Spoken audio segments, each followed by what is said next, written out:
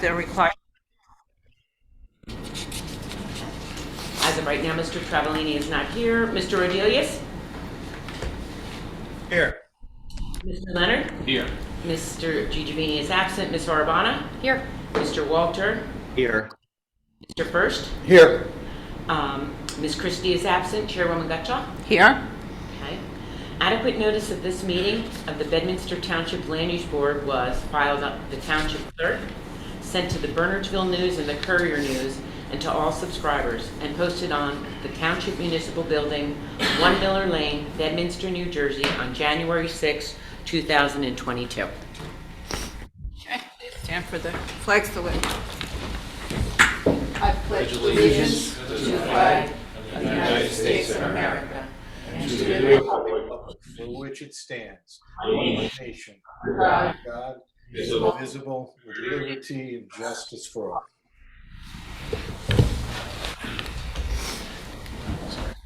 Okay, we'll open it up to the public, Janine, see if anybody from the public is on.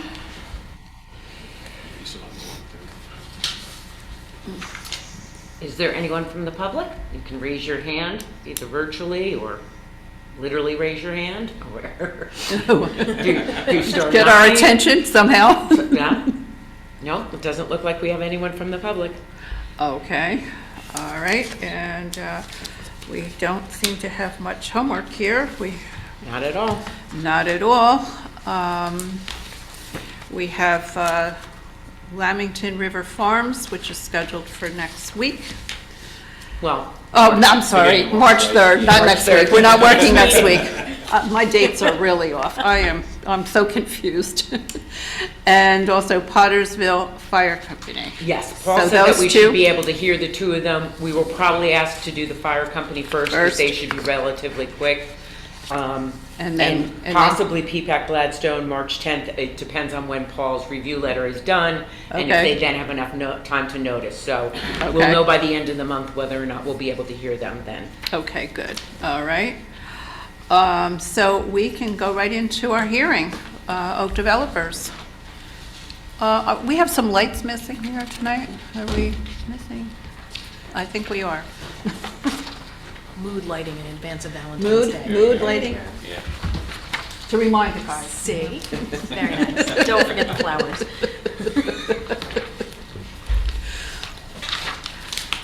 And I would definitely use the mic on the table. That's the best one that we have. Yes. Handheld hasn't really been working lately. Good evening, Madam Chairwoman, members of the board. My name is Mark Blount. I'm the attorney in Chester, New Jersey, here representing the applicant Oaks Developers. We're here this evening on a bifurcated application tonight seeking D variance or use variance approval to permit apartments on in the VZ zone or the commercial business zone. Here with me this evening, I have three witnesses. First, a principal of Oaks Developer, George Viterera, seated to my left. I will then call William Byrne, our project architect, who is with us this evening virtually. And finally, our planner, Paul Gleitz, who will testify as to the planning issues. Okay. Our project engineer, Joe Voigt, is available online if need be. He's simultaneously testifying in Chester Borough, so if there are any engineering issues, I can reach out to him and have him jump on. But I expect, since the majority of our testimony will be planning of late, those questions won't arise until the next round with site plan. Okay. So with that, I would like to first call Mr. Viterera, who's going to introduce himself and give you a little background about the project and the property itself. Thank you, Mr. Bond. I'll swear in, why don't we swear in all the three witnesses who are on either there or on Zoom. So, we need, so gentlemen, please raise your right hands. Swear or affirm to tell the truth, the whole truth, and nothing but the truth to help you God. Yes, I do. Please state your names and addresses, at least a business address, and spell your last names. My name is George Viterera. That's Vitereira, and I'm at 107 Wartburg Avenue in Copiague, New York. Paul Bleets, Gleitz, Manasquan, New Jersey. Bill? And William Byrne, Byrne, my office address 10 Main Street, Chester, New Jersey. Thank you. When you testify, perhaps professional witnesses give a short summary of qualifications, please. But please go ahead, gentlemen. Thank you. Mr. Vittorera, if you could, just first introduce yourself, provide a little background as to your business, Oaks Developers, and this property. Well, good evening, ladies and gentlemen. My name, again, is George Vittorera. I am not a developer. I'm a lawyer, but I have this little piece of property in your town that I'd like to... Would you be kind enough to speak in the microphone? Yes, Yeah, of just, course. yeah, Sorry about please. that. That would be better. Can you hear me now? Yes, much better. Sorry about that. So I've come again before you to introduce a new aspect of the project that was previously approved. This was began back in 2015, and it was approved in 2016 for a building about 4,700 square feet that would replace the two dilapidated houses that were there previously when I bought them. And that was approved for 4 offices and 19 spaces for parking. And I tried very diligently, of course, to try to get that built and marketed, but there was no takers. The market for office space just was not there. I barely got nibbles on the project, and so it sat there for a while. And literally during the beginning of COVID, I got the idea that maybe there was an alternative when people are staying home, working from home, doing a lot of internet work. I thought maybe we could convert the office to residential, and I contacted several people and came up with a concept. The idea was, let's keep the exact same building as closely as possible to the original approved building, and let's build some small apartments on that spot. That would solve the town's desire to change those dilapidated buildings, and my desire to stop bleeding, in terms of financial. And so I approached our architect, who will testify next, and we worked up the concept, and so we came up with a small 6-unit building, same exact building. The only difference from the original project was some balconies that we added to the back, so that every apartment has access to some fresh air, directly. And other than that, we've reduced the number of parking spaces from 19 to 14. And the experts will talk to you more in detail about these things, but that was basically my concept, to get 6 residential units where people could be living right in the village, within walking distance to everything. They wouldn't have to, drive to work. They could work right in their homes. And that's basically all I have. Sure, thank you.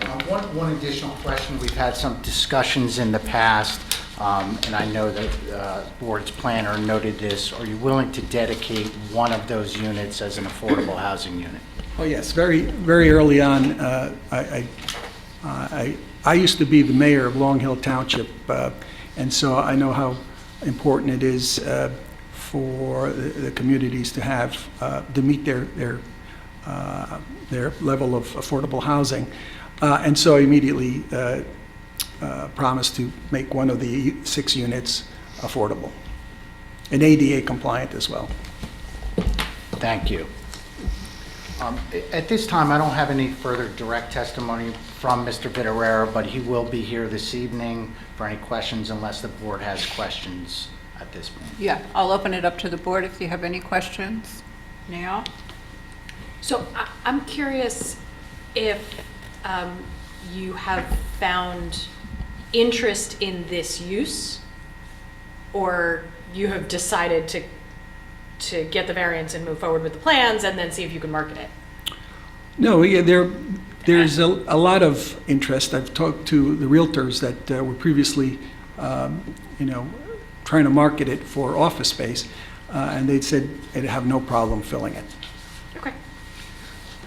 Am I correct that you had the approvals for the office and you did not build the office pending having a commitment from tenants? That's my understanding? Absolutely, that's right. Okay. The problem is, of course, in getting financing, and so no bank will lend on a commercial speculation like that. Residential is different. It's a lot easier to... Well, that's my question. Yeah.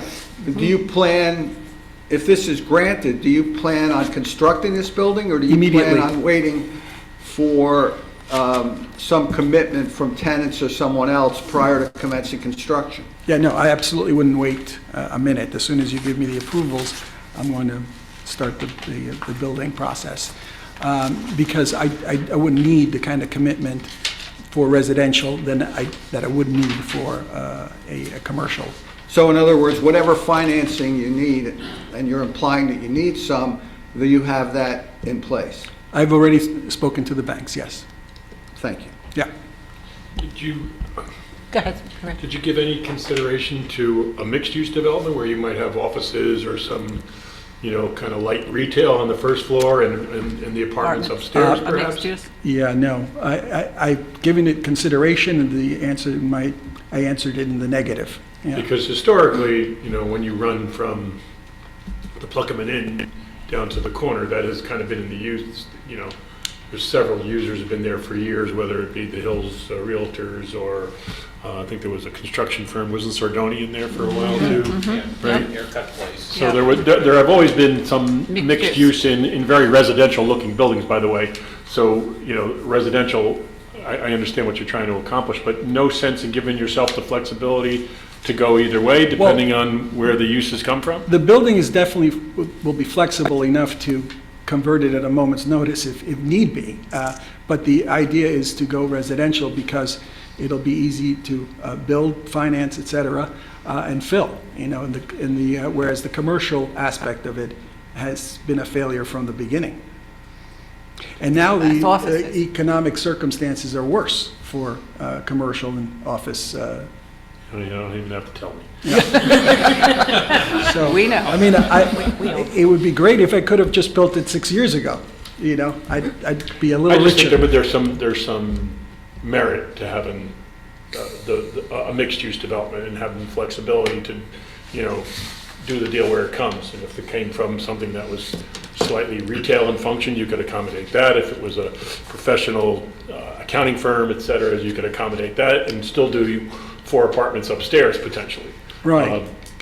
Well, my thought was it's commercial in the sense of the new developments in our society, and that more people are going to stay home to do their work. So in that sense, they're working from home, and it's not commerce, retail and this kind of thing, but we're meeting the needs of the new, residents that would want to work from home. And you're not intimidated by the, how shall I put this, the relative saturation of apartments coming on the market here in Bedminster over the next 18 months? No, I think it's a completely different marketable building. Those are going to be much bigger. It's a bigger planned development. Mine's a small building. It's going to be for those who don't want to feel like they're just one of hundreds of tenants in a commercial, apartment complex. You mentioned the affordable unit as somewhat of an accommodation to us, the board, the town, the community, et cetera. By my understanding, we're good with the affordable. So if you're doing that as an accommodation, I don't think you need to do that. Okay. but I think I it's wasn't required. doing it as an accommodation. I didn't mean to suggest that. I thought I said that as, a former township official, I was a member of the Board of Education, a member of the council, and the mayor for 3 years. I know about the commitments that townships have, and I was offering that as an option. You have to, right? This is Mr. Collins now. Collins, technically, although the township has met its full housing element fair share number, there is an ordinance that requires use variances to provide 15% affordable rental units in developments, regardless of whether the township has met its burden, which the township has met its burden. So it is also, in addition to an offer by Mr. Vitero, a requirement of the ordinance of the township of Bedminster. Oh, I thought we were good there, Tom. You can never have enough affordable units. We Rounds right around the had corner. our have an ordinance, and Mr. Vitero is subject to that ordinance. So then, Tom, this would become a kind of a unit that's just on, in the bank, so to say? No. or- I'm an actual unit, and it is required by ordinance. But Has to then be it would go toward our COA obligation when that obligation increases? No, it would not increase the obligation, but it would go towards your credits and available credits if really in round 4, which occurs in 2025, but the unit must be built with the market units if they are built in this building. The unit. So in other words, any surplus units would go towards your fourth round obligation. when So those it would be numbers banked. are- It would be Yeah. back, so to speak, as George put it. Yeah. Same thing. Right, I believe Okay. so. It looks to me that your apartments are all one bedroom. Yeah. Yes, Okay.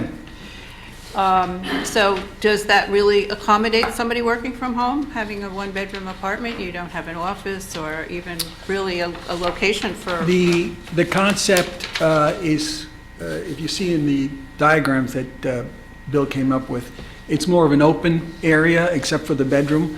And so, anybody with a computer can work anywhere in those apartments. I mean, that island that I put in every one of those units is a perfect spot to plug in and go. And the architect will get into a lot more yeah, I detail. understand. I just wanted to ask the owner, his feelings on that. Yeah, okay. Anyone else have any questions? Tim? Yeah, I have a question for Mr. Vitero. Go ahead. As you know, and as Rich just mentioned, we have approved a couple apartment complexes, both mixed use. I think we tried to do mixed use so the town gets something out of it rather than just an apartment building. And both of those, I think, were done specifically because we needed to. I think we stressed, and the mayor always stressed that these would not be happening unless if it wasn't for the COA obligation. So we've kind of accomplished that. Could you This repeat? building is just going to be 6 rental units. I apologize. Tim, could you repeat what you said? Steve didn't quite hear you, what you were The whole talking thing? No, the last 2 sentences. Last 2 sentences. about, the requirements that we've, I think that the mayor, in a couple of our meetings, had said that we would not be doing those projects if it wasn't for our COA obligation, meaning that we wouldn't have been approving a 150-unit complex over on Burnt Mills, nor a 30-unit complex on Lamington if it wasn't for that COA obligation we had to fulfill. And now we're looking at another 6 rental units here that's not mixed use. What is the town getting out of this? Because to approve a variance, usually the town should be getting something out of it, that residents should. What do you think that is? The first thing is we resolved those 2 lots. Right now, now that since I've torn down the buildings, they're just empty, a vacant land. Something has to go there.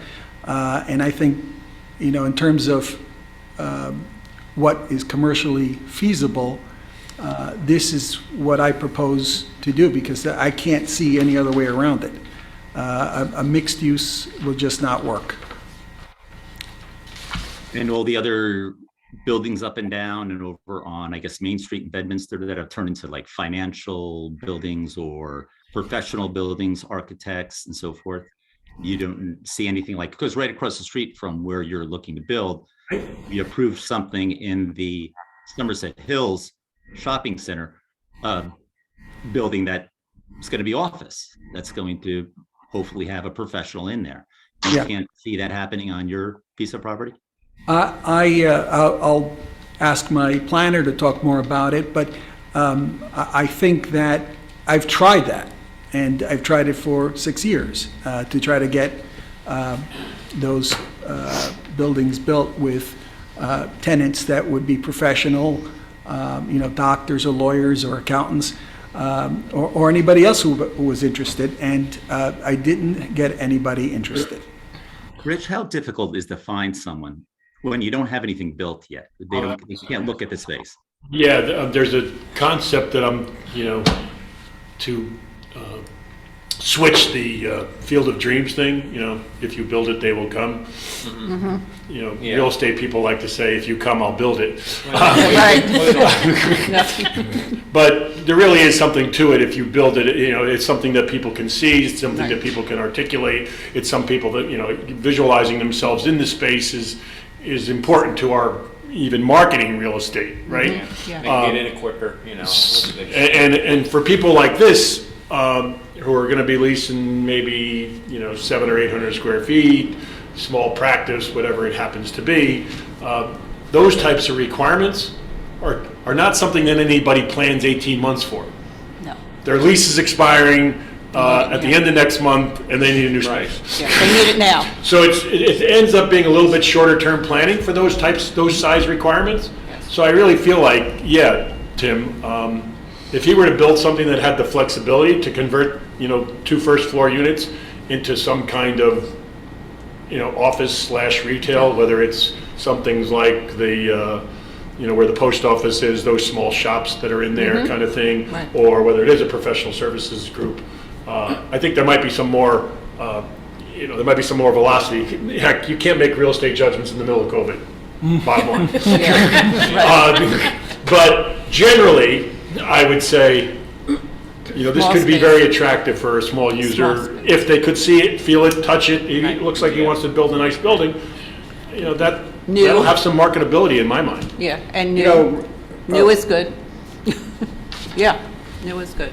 Rich, I personally was in that position many years ago, and a builder whose name everybody in the room would know said to me, "Are you in the sign business or the building business?"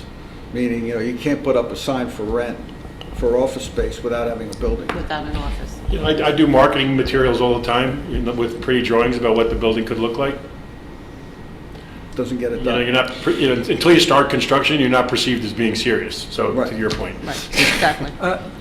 I would only add that there were buildings there in this entire period that could have been rehabbed, or they could have been, replaced all this time period, and it just didn't happen. And it had several professionals, marketing it. So their only incentive is to get it, built or rented. It just didn't happen. And so that's a very hard thing at this point for me to, agree to. Not to mention that I don't have the money to put up on spec some commercial property. I just don't do that. Whereas, with respect to residential, I'm pretty confident, and I've heard my realtors tell me that, this would be a unique sort of building. It wouldn't be competing with the larger planned. I think Tim was going, I hear you, I don't Yeah. mean to interrupt you, Yeah. but to follow up on Tim's point too, we're talking about what the town or the community might benefit from as a result of granting a variance like this, or an amended variance like What we this. need. One of the things that we talked about with this particular neighborhood is an effort to make it more walkable. So walkable, you know, the types of shops, the types of businesses that we're talking about would, you know, would enhance that walkability in my mind. You know, as much as you're going to have retail people that, you know, are going to have to go out of their apartments to, you know, look for breakfast and lunch and, you know, services, et cetera. But there's a unique aspect about Pluckham in there that makes it very walkable. And, you know, I hear you. I have been struggling with office space for the past 4 years. Last 2 years, probably the most miserable years I can remember. But I just think that there's some vision that we had for that area of town that would not necessarily be met by this type of application. But Well, I think. obviously, we're ready to hear the rest of you. Yes, I think we need to move on now. You'll hear from Paul, who will Yes, let's tell hear you from- that it is consistent and benefits the township in that Okay. respect, Okay. from a Yeah. planning perspective. Okay, let's move on to your next witness, Sure. please. So next, I'd like to ask Mr. Byrne a few questions, starting with if you could provide the board with the benefit of your educational and professional background. Sure. Again, my name's William Byrne, and I'm a licensed architect in the state of New Jersey. I've been licensed as an architect since 1994. My license is, of course, in good standing. I'm a graduate of Seton Hall University. I have a Bachelor of Science degree. I have testified before many land use boards in Morris County, Somerset counties. I'm not certain I've ever been before this board, but I'm certainly happy to join you folks tonight. The board will accept Mr. Burns' qualifications as a registered architect. Tom, can I just ask a question? He mentioned Seton Hall, but he's an architect, and as far as I know, Seton Hall doesn't have an architectural school. Sure.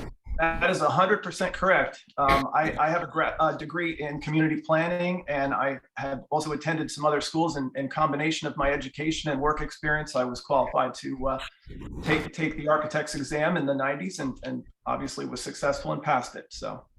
Okay, all right. Just want to understand how you got to here from there. Interesting story for sure. Okay. Sounds like it. Thank you. Mr. Byrne, could you give the board a little bit more detail on the prior approvals and the architectural nature of what was previously approved and what modifications have been made? Sure, absolutely. The previous approval of the building was essentially the same as what we've submitted as part of our application. There was very few exterior changes that we proposed. Again, I think the building was well designed in its concept. It's a beautiful building. I think in many respects it will fit in very, very nicely with the streetscape and the feeling of Pluckham. I'm a resident of Gladstone. I frequent this area very often, so I know the area extremely well. And again, so I think the goal on the outset of this project with Mr. Butera and myself was to really try to preserve and maintain what we really felt was desirable and ideal about the project as it was approved. And so other than a few minor changes to the exterior, primarily in the rear, the building essentially has retained its original design. Again, the building was designed with, clapboard siding consistent with the neighborhood, traditional historic window details with shutters and stone foundations, stone chimneys, stone details of that nature that, again, I think just blend in very, very nicely with the neighborhood concept. So again, touching on some of the other changes to the exterior, the only real changes occur on the left side elevation, which was an area where we had removed a window and installed a doorway. It's shown on sheet number 2 of our submission, and it was done primarily to provide ADA access to that apartment.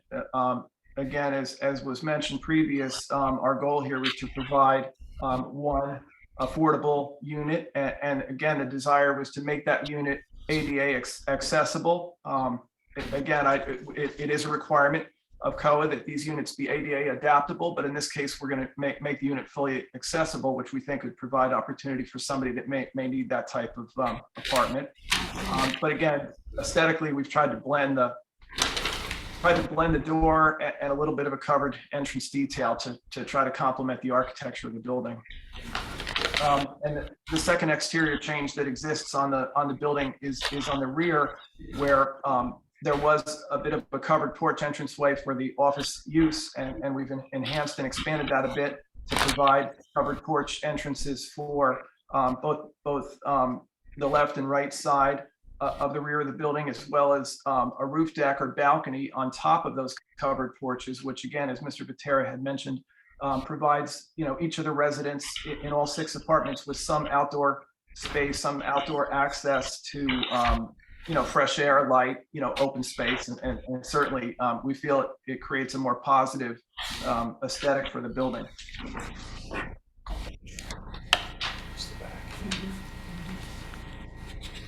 Thank you. Mr. Byrne, is it also your understanding that these plans have been submitted to and approved by the Historic Commission? Yes, they have.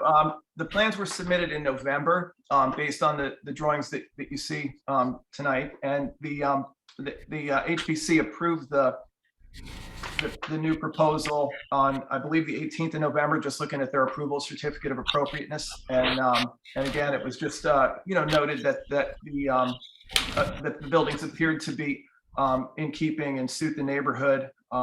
And we couldn't agree more. So again, the building changes, modifications have been approved by the HPC, and we have a certificate of appropriateness issued. And the November certificate was supplemented later on by an appearance in December, because if you note in the November certificate, it refers to coming back with samples and a little more detail, and that was done in December, correct? That's correct. Yeah, that initial approval was further quantified by the submission of exact finished materials and colors and that sort of thing. And again, that was just further clarified in December. Thank you. Mr. Byrne, is there any additional information you believe that the board would benefit from regarding the nature of the building? Well, again, I think, Mr. Patera had given an overview. Our proposal is to provide 6 units within the building contained on the 2 floors. The 6 units would each include 1 bedroom. And as mentioned, the floor plan was intended to be open in the sense of the living area, the kitchen, a dining area. And in each case, we've accommodated a space that would serve as a small desk area for an individual that may look to rent these apartments. I mean, likely with a 1-bedroom apartment of this size, again, each being about 740 square feet, we're not looking at apartments that are likely to be housing for families. These are going to be, young professionals or some older folks that just would like a nice size apartment, with the benefit of being in an in-town location and having the ability to maybe walk to stores and shops and things of this nature that maybe someone in a bigger complex like the Hills or some of the other larger complexes would not necessarily enjoy.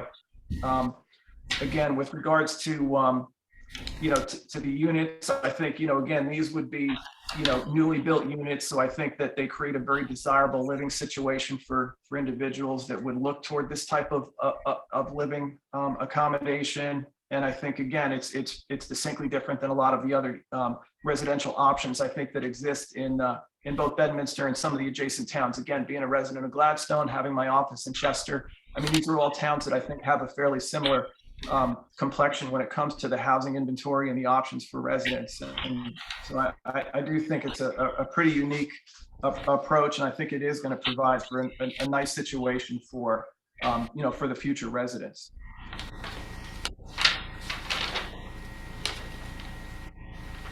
So thank you, Mr. Byrne. Any additional information?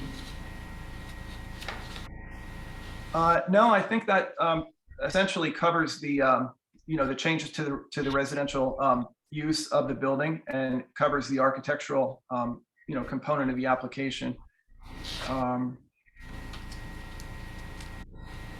Yeah, I think that would be all I would have to offer.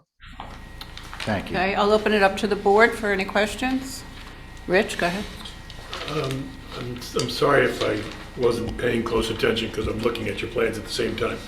But I'm noticing a discrepancy on the rear elevation and I guess the first floor and the foundation plan.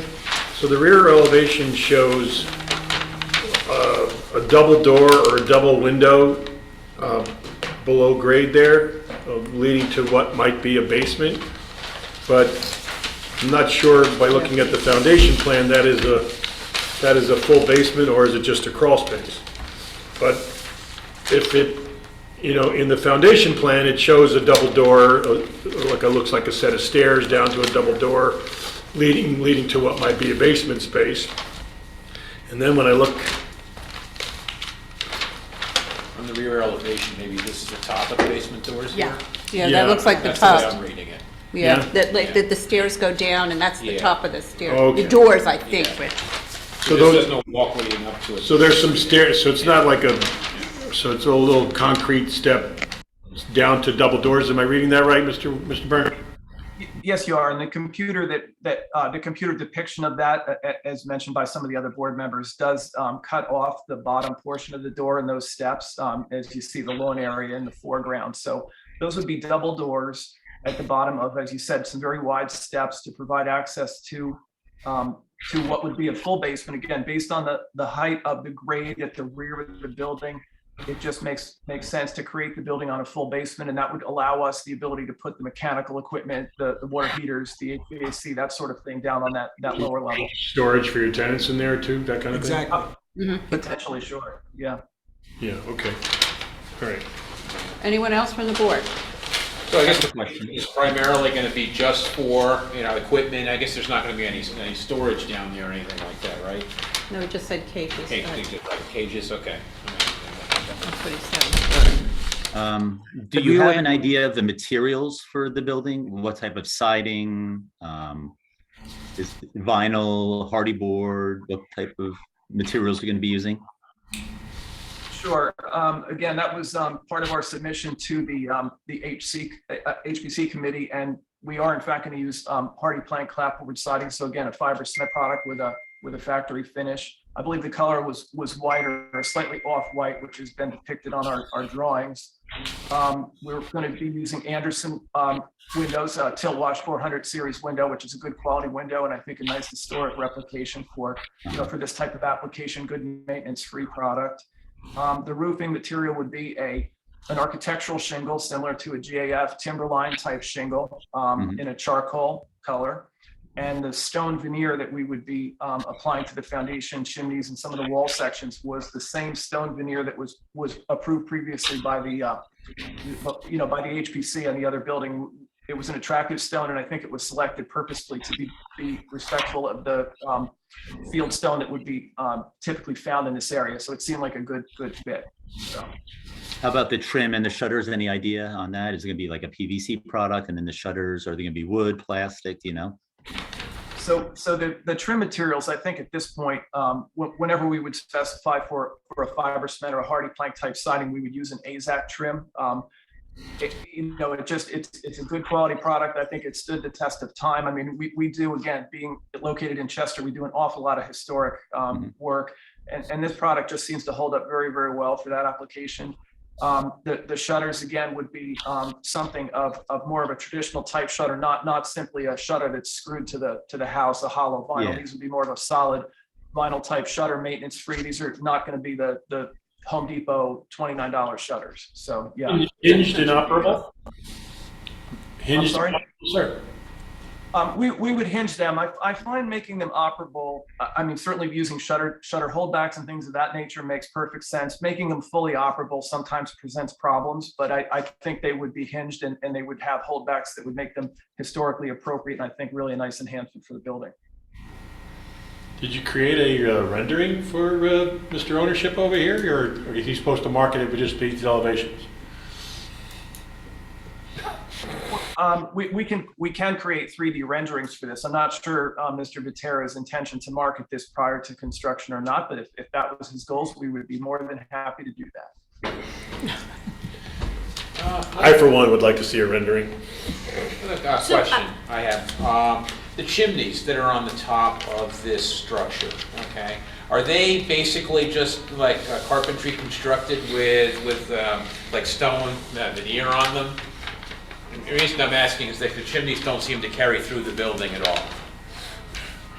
That's correct. That was a legacy from the previous design, and I think the previous architect's intention was to have those as sort of an homage to a chimney, but they would be stone veneer, they would be wood frame, and meant to appear to be truly functioning chimneys. Again, I think that the architectural detail of the stone segment of the wall that exists on the left side elevation is sort of a hint at that look, and I think it's I think it's attractive. But yeah, you're 100% correct. They're not functioning chimneys, and they would not extend down to the basement. There's gas service to the property, and we would be using direct vent type high efficiency heating equipment, so we wouldn't have the need for chimneys. And imagine each of these units would have their own gas furnaces and HVAC. Yeah, I don't see any chase. That is correct. Each would be served. The upper units are going to contain those air handlers and furnaces in the attic, and the lower units are going to have them in the basement. Okay. And then you just have to locate the condensing units around the perimeter of the building, I assume? That's correct. Okay. Where will they be going? Are they marked here? I would defer that question to the site engineer. I would imagine we have some room on the left side elevation that would make sense, that we can locate maybe all of them, maybe some of them there. But again, I believe they're shown on the site plan, which would I suspect be submitted as part of the next application for the site plan approval. Okay, thank you. Yeah. Tom, I have a question about the bifurcation. We're only deciding tonight whether or not they can convert this to an apartment building, right? We will deal with the details of the structure if we approve the use variance. Correct? Well, I mean, we can consider the structure in context. Yeah, you can consider everything as part of the use variance. What it means to bifurcate is to defer or postpone the site plan, the formal preliminary and final site plan approval until a future application.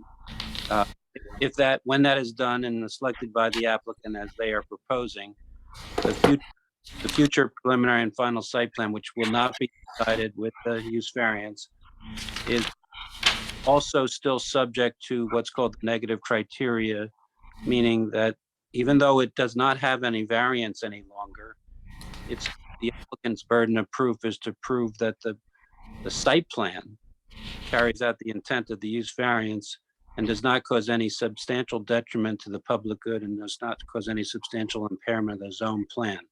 Those negative criteria do not normally apply to a site plan if a site plan is fully conforming. So it creates an enhanced burden on the future preliminary and final site plan. But that being said, whether you grant a use variance is totally within your discretion, including what information you feel is necessary to make an informed decision. So if there's anything that you feel is necessary to make an informed decision on the use variance, regardless of whether there's going to be a future site plan, you can and should ask for in this hearing. You might be interested in many different things about a use variance, much more than you might be in a site plan. So for example, the size of a building, the mixture of uses, as you have been asking about, the color of the materials, the form of materials, the appearance of the structure, the appearance of the property, all aspects of this use variance are part of your discretionary decision-making and part of the burden of proof of the applicant on a use variance. Okay, thank you.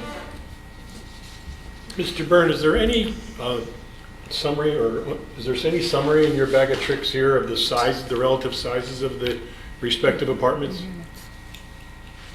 So the entire building we have is 4,480 square feet. That doesn't include porches or outside areas. That's just heated living space. And And as such, I didn't do an individual breakdown. The apartments are roughly the same size, again, all containing one bedroom. Some have interior stairs that factor into it, but each unit is approximately 740 square feet. So again, that's just 4,480 divided by 6, more or less. So it's about 740 square feet per unit. Plus or minus 740 though. Right, correct. Any other questions from the board for this expert? Okay, we check, let's see, anybody in the public, anybody's join us? No? No, we do not. Not, okay. All right, I guess we can go with your next witness. Thank you.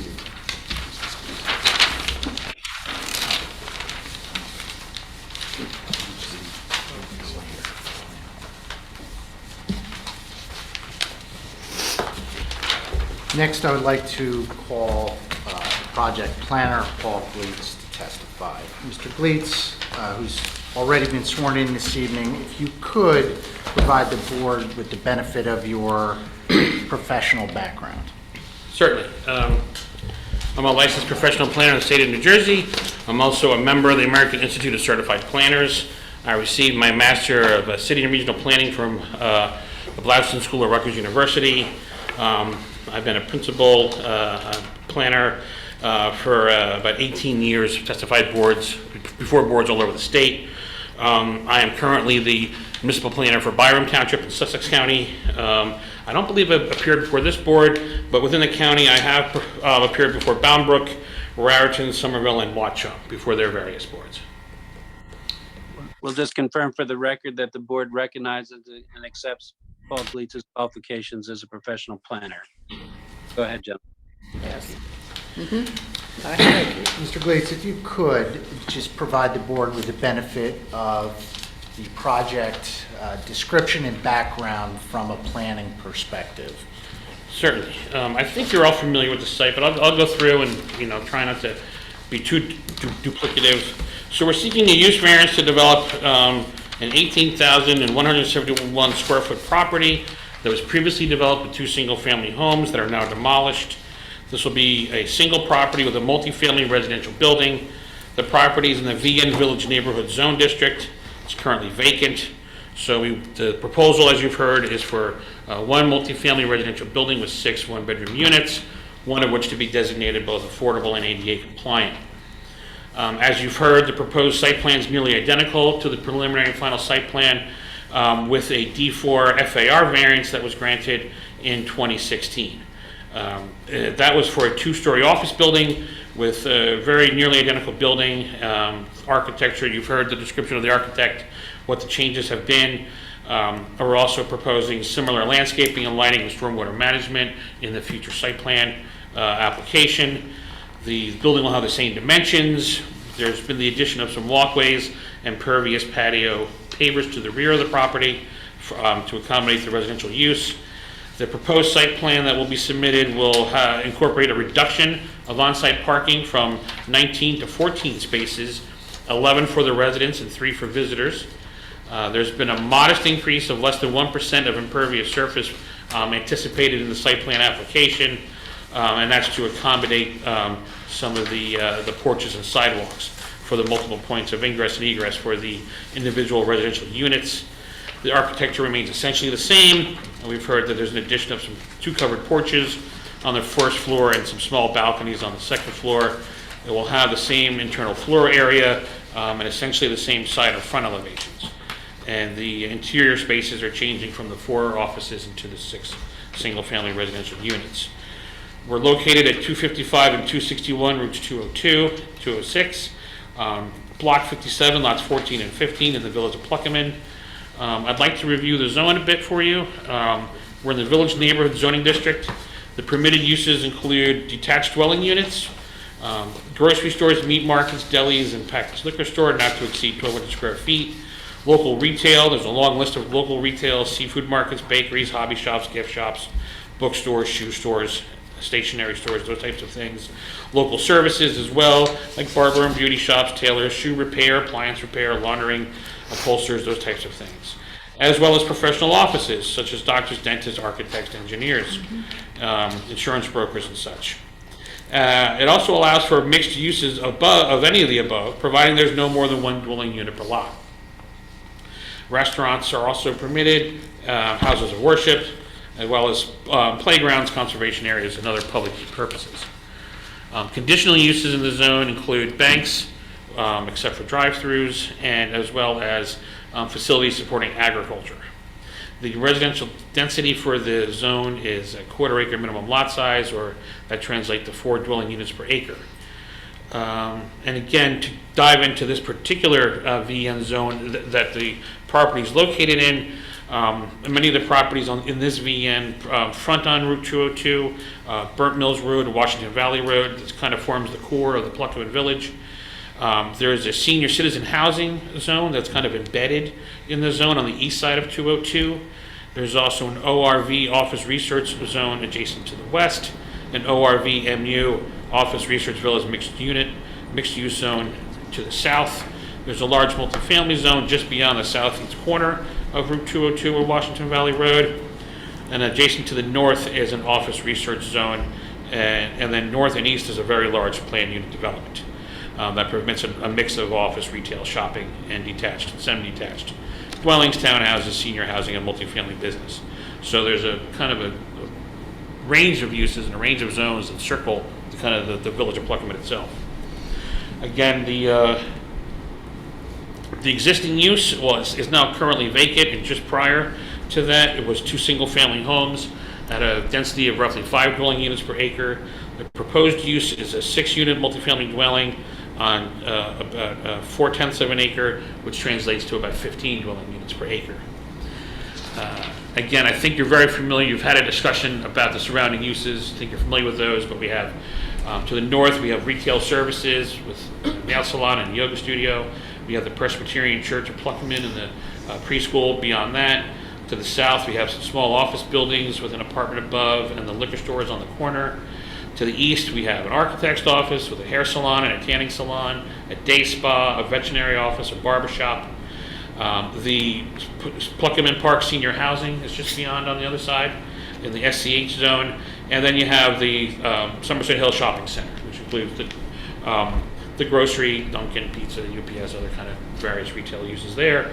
And to the west beyond, there's, and to the west, to the south a bit, you have a deli, a nail shop, the hibachi restaurant, and additional residential office units beyond. There is a mix of residential zones throughout the township itself, and the densities range from 0.1 dwelling units per acre in the R10 zone all the way up to 26.6 units per acre in the ORVMU zone. Similar there to the proposal are 3. One is the MF zone, which allows 12 units per acre with a 20% set aside for affordable housing units. The ORVMU for 26.6 units and a 15% set aside for rentals. And the adjacent SCH, the senior citizen housing, is about 20 units per acre. And that has 50 units of affordable units as well, senior, restricted to seniors. So hopefully that gives you a kind of an overview of the uses around it, the character of the zone, and the character of some of the densities both throughout the township and closer to the property in question. As you know, we are here before you for a D1 use variance from section 13, 405.1 to allow a 6-unit multifamily dwelling in the village neighborhood zone. The site plan as proposed will include 4 additional bulk variances. We're not seeking those tonight. They'll be sought under the site plan, but I think, as you heard before, it's important for you to understand that how this use fits into the context of your overall ordinance. So these were all previously approved under the 2016 approval. One of them was for lot depth, where 120 feet were required, and at this point we have 105 feet proposed. You have a front yard setback of 15 feet, where 13.8 feet are proposed. The maximum lot coverage, 50% is permitted, around 58 is proposed, and I think 57% was around there was approved in the prior approval. And then there's a parking setback where 6 feet is required, and we have 4 feet on one side and 5 feet on the other. And again, those were all granted previously with the prior approval. But as you know, this is a new application before you.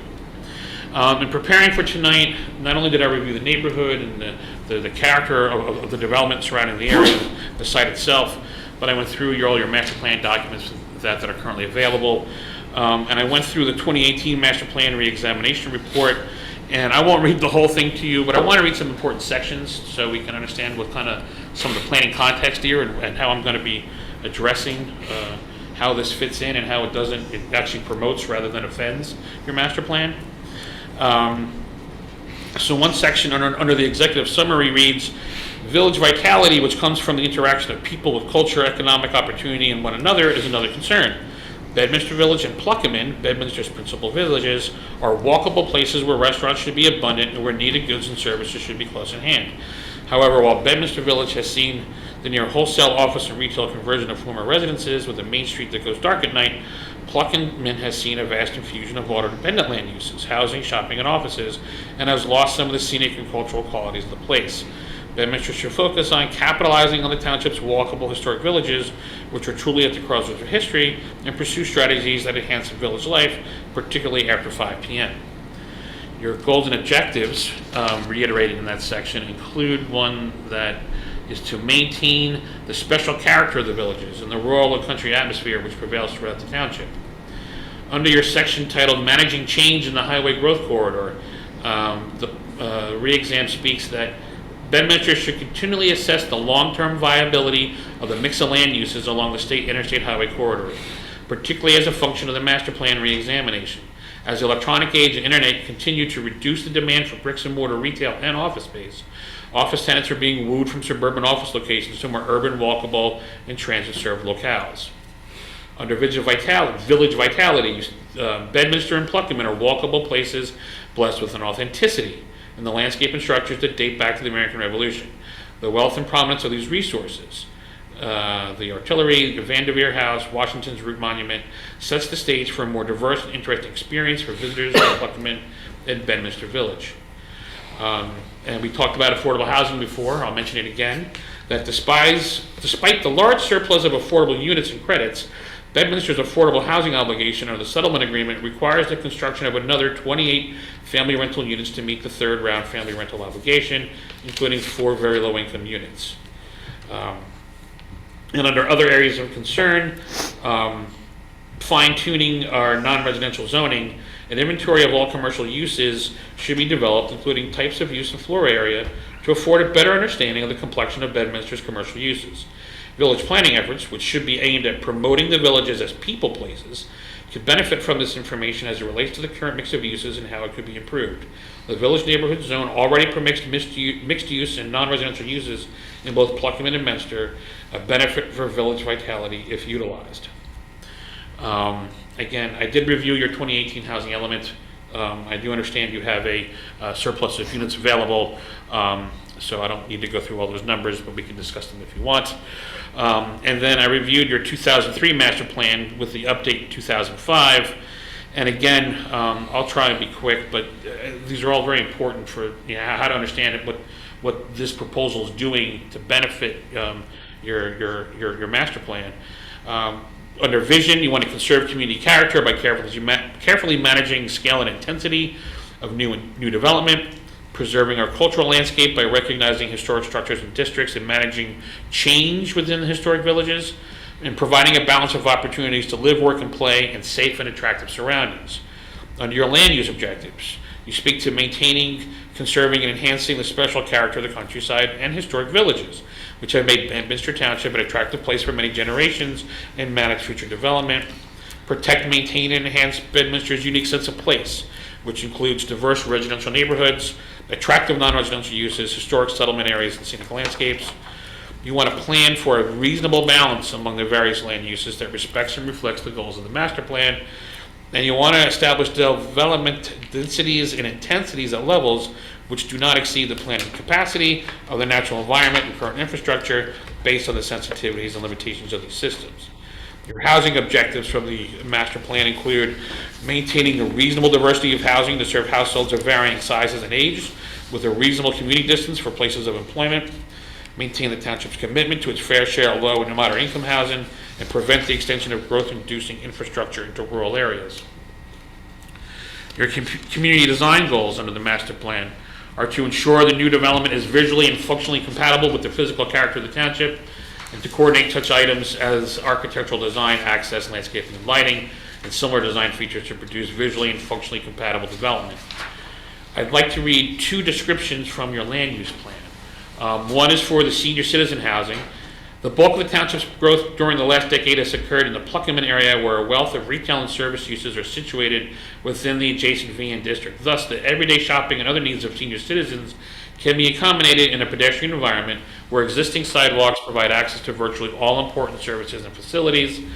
The SCH district in Pluckerman locates high-density senior housing at 20 units per acre gross density in a portion of the community where high-density housing is most likely to be compatible with existing neighbors. And to reinforce the fabric of the village of Pluckerman, senior units are permitted at 1 and 4 unit buildings. The village neighborhood districts, which have been established, recognize the villages of Pluckerman, Bedminster, and Pottersville. These areas of the township are unique, both in terms of historical significance and the existing pattern of development. Consisting of many older structures on a relatively small lots, the village areas are significant assets to the municipality and should be protected and preserved to the greatest extent possible. That prevailing architectural themes will remain a part of Bedminster Township in the state of New Jersey. It's suggested that the symbiotic relationship of the residential and non-residential uses within the village areas are to be continued, and that the size of buildings be limited to maintain the village scale. The district permits detached dwelling units on a lot of at least 1/4 acre, and local retail services, restaurants, table service, banks, professional offices on 1/2 acre size. Houses of worship are conditional uses. So I think it's important, and I want to stress that there's a lot of these elements of your re-examination, your more recent re-examination, and your existing Bedrock master plan talk about walkability, vitality, nighttime, after 5 o'clock, all those types of things. Recognize that there is a diversity of residential development, and recognize the importance of the interaction between your residential and non-residential uses, particularly within the villages. So, if you don't, I'll move in directly into my D1 use variance testimony. I'll assume you'll all understand what I have to do here. I have to address the positive and the negative, and I also have to address special reasons. And I have a 2-pronged negative criteria test. So I'll dive right into my positive criteria. And I think for you to approve this, you have to find that the use promotes the general welfare and the site's particularly suited for the proposed use. So under the general welfare, I'm going to mention a number of purposes of the municipal land use law that I think this proposal moves forward. The first one would be purpose A, to encourage municipal action to guide the appropriate use and development of all lands in the state, public health, safety, morals, and welfare. We've had some discussion about affordable housing. We understand this is not meeting some unmet need, but I'll just briefly state that the provision of affordable rental housing in furtherance of your local land use goals does promote the general welfare. And so we understand you've already met and will continue to meet your court mandated affordable housing obligation, but rental affordable housing still promotes the general welfare. Rental housing and affordable rental housing is always creditworthy, and whether you use it now or later, at some point it will be a benefit to the broader community and to the statewide need for affordable housing. Item E is to promote the establishment of appropriate population densities and concentrations that will contribute to the well-being of persons, neighborhoods, communities, and regions, and the preservation of the environment. So I think you can find that the proposed housing density is in keeping with established densities in the township and within the immediate area. So the inclusion of a 6-unit multifamily dwelling on a 4/10 of an acre, which gives you this 15 dwelling units per acre, can support the land use goals of Pluckerman Village on the site with the adequate provision of public utilities. So you have a mix of densities from 0.1 to 26 dwelling units per acre, and you have, particularly in this area, 12, 26, and 20 dwelling units per acre. This 15 is not really out of character of that. It may be out of character of a single family home right next to it, but in the larger context, I think it does fit well within the larger context of housing within the village and within this area. Under section G, we want to provide sufficient space and appropriate locations for a variety of uses: ag, residential, recreation, commercial, industrial, respecting the environmental requirements and to meet the needs of all New Jersey citizens. So the proposed residential use that's in the village neighborhood zone already includes single-family home residential. So it's not we're talking about a residential use just at a higher density than is permitted. It's not a use that's prohibited, it's not a use that's not anticipated, it's just a use at a higher density than the zone allows for. And it's adjacent to this senior citizen housing at a higher dwelling unit per acre density. It's permitted in the zone, it's in providing a balanced housing stock which can cater to a variety of ages and income levels. As you heard before from the owner himself, it's this kind of unit can be oriented towards middle income households, empty nesters, young professionals, singles, those types of folks who sometimes struggle to find appropriate housing. And you have both the multifamily zone and the senior citizen housing in close proximity. So we think this is an appropriate space, an appropriate location for this type of residential use. Purpose I is to promote a desirable visual environment with creative development techniques and good civic design. So again, the proposed structure is nearly identical to that was previously proposed. It's based on historic structures from the area. It's consistent with the Village of Pluckerman design. We have the clapboard material. You heard the lengthy testimony of the architect as to how this fits in. The porches also can contribute to the current streetscape. The prior approval found the proposed building to be of high quality architectural design with materials that are sensitive. The Historic Preservation Committee has already approved this design and approved the materials as such. And beyond that, the site plan as proposed that will be submitted with this, if we're successful tonight, has the side drive aisle and the rear parking, which again mimics some of the surrounding sites and again keeps the buildings up front and the parking to the rear, which also contributes to the village streetscape. And quickly under Purpose J, we want to promote the conservation of historic sites and districts, open space, and valuable natural resources. So again, this proposed structure is sensitive to the character of the Pluckerman area. It's been approved by the Historic Preservation Commission. It's a nearly identical design. And this kind of infill development of these small vacant lots can help prevent sprawl and can protect sites from greenfield development. So this is a nice way to insert a sensitively designed building into the existing fabric without having to gobble up land that hasn't been developed.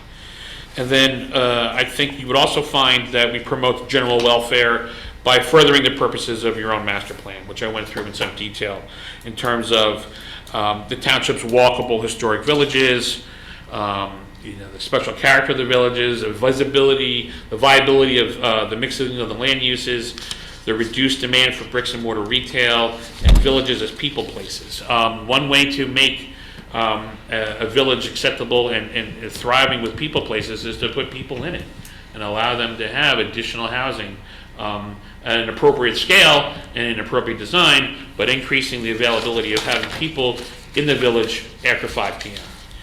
And again, we also further the 2003 master plan, again, with the balance of opportunities for live, work, play, diverse neighborhoods, regional diversity of housing to serve varying sizes and ages, and to provide reasonable commuting distances for places of employment.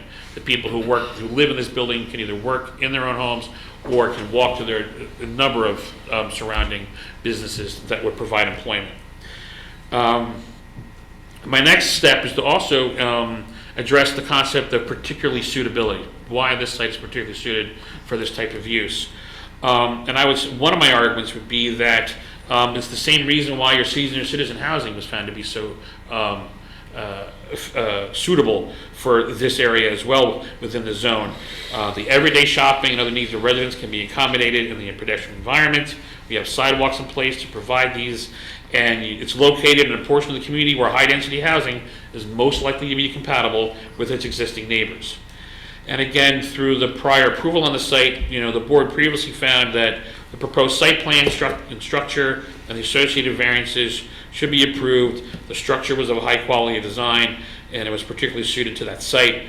And our current proposal is nearly identical. And the bulk relief necessary for approval was both minor and found to be appropriate for the site. So I think that all goes towards the argument of this use being particularly suited to this site. And then I have to, because it's a D1 use variance, I have to kind of reconcile for you why this use wasn't anticipated in the zone ordinance itself and why it's not anticipated in the master plan. And I would simply say that the proposal is not inconsistent with the master plan. It advances several goals in the master plan and is a residential use in a residential zone. It's only the density of the residential use that's inconsistent. And the site plan is designed to accommodate any of the negative impacts that may be found with these increased residential densities. And again, there are some nearby residential densities that are even greater than what is proposed here. And the structure is sensitive to the character of Pluckerman Village. Your 2018 master plan speaks to the fact that as the electronic age and the internet continue to produce the demand for bricks and mortar retail and office space, office tenants are being wooed from suburban office locations into urban walkable transit-served locales. And so as a result, the New Jersey suburban office market is undergoing a major adjustment as Class A and other office space is increasingly repurposed. So this was what, as you heard prior to this, was making the prior approval difficult to market. And even post-COVID, it's made these conditions even worse.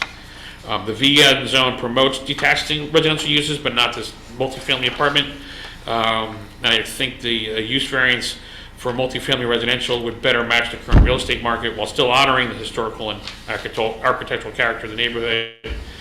Most of the permitted uses in the VN zone have a greater traffic and noise impacts.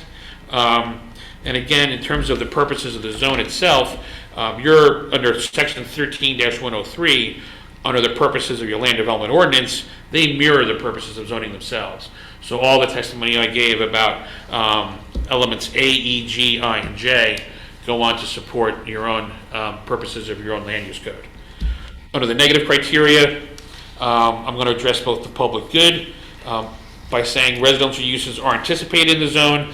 The proposed use will contribute positive activity during those after-hours times throughout the year, maintaining the special character of the villages, and capitalizing on the township's walkable historic life, particularly after 5. No off-site impacts such as noise, fumes, or pollution are associated with this type of use. Traffic, parking, stormwater, and noise are minimal and even reduced by the current proposal.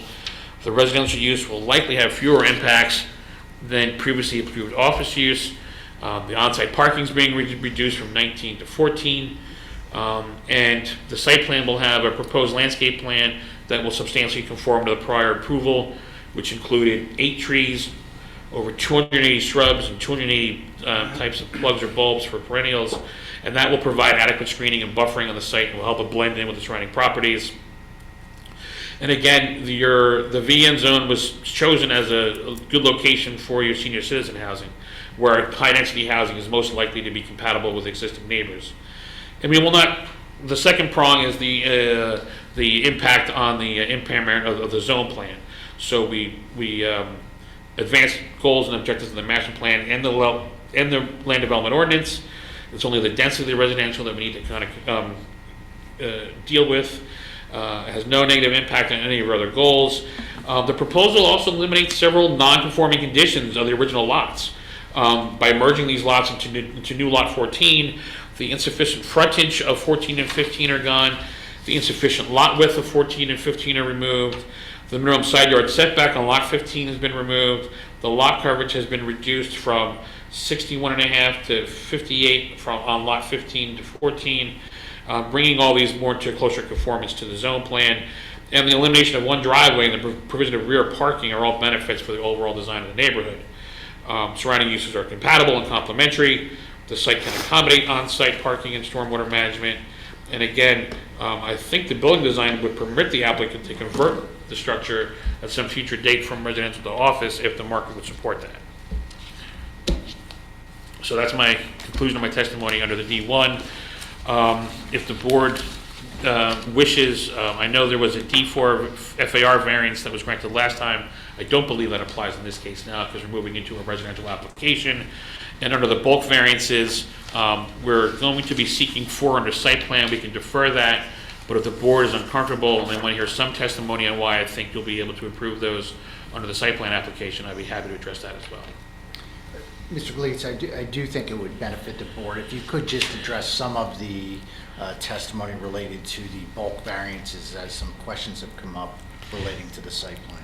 Sure, I think that when we move forward into site plan as proposed, I think the front yard setback at 15 feet where 13.8 is proposed, and the maximum lot coverage where 58% is proposed, those would both fall under the C2 variance proofs. They are kind of, the front yard setback is to accommodate the front porch, which gives it a much better look and feel and blending in better with the surrounding neighborhoods for better planning results. And the maximum lot coverage is to accommodate the access drive and the rear parking. And the minor increase from the last approval is to provide the paver patios and the sidewalks to make the development work better and have individual egress for each of the units. So I would blather on with all the proofs I gave you for the D1 in terms of the positive and negative, and to support my C2. And under the C1, the lot depth and the parking setback, the lot depth of 120 feet down to 105 is a function of the lot consolidation. We don't have two identical lots being merged. We have two lots with two different geometries, two different sizes and shapes. So that by bringing them together, one was, and now by bringing them together, the new combined lot will not meet that lot depth, and there's no available land to square those off.